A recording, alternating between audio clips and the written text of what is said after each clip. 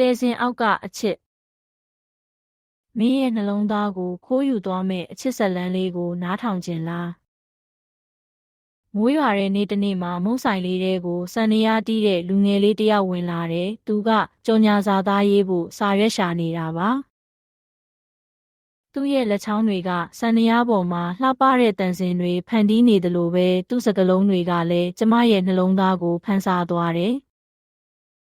ကျမတို့နှစ်ယောက်နေတိုင်းတူတူရှိနေရင်းနဲ့တယောက်ကိုတယောက်ချစ်မိသွားကြတယ်။ညနေတိုင်းကမ်းခြေမှာလမ်းလျှောက်ရင်းစကားတွေအများကြီးပြောကြတယ်။သူကကျမရဲ့ကဘာကိုပိုပြီးကျယ်ပြန့်အောင်လုပ်ပေးနိုင်ခဲ့တယ်။သူကြောင့်ကျမဘဝဟာအယောင်တွေနဲ့ပြည့်စုံလာတယ်။ဒါပေမဲ့ကံကြမ္မာကကျမတို့ကိုစမ်းသပ်ဖို့ဆုံးဖြတ်ထားပုံရတယ်။သူကသူ့အလုပ်အတွက်မြို့ကြီးကိုပြန်သွားရတော့မယ်တဲ့။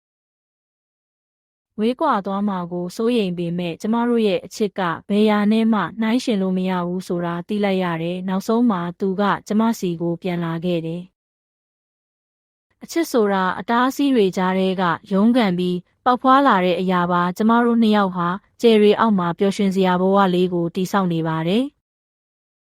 ဒီဇလန်းလေးကိုကြိုက်နှစ်သက်တယ်ဆိုရင် like share လုပ်ပေးပါဦး။နောက်ထပ်ဇလန်းလေးတွေနားထောင်ဖို့ကျမတို့ရဲ့ channel ကို subscribe လုပ်ထားဖို့မမေ့နဲ့နော်။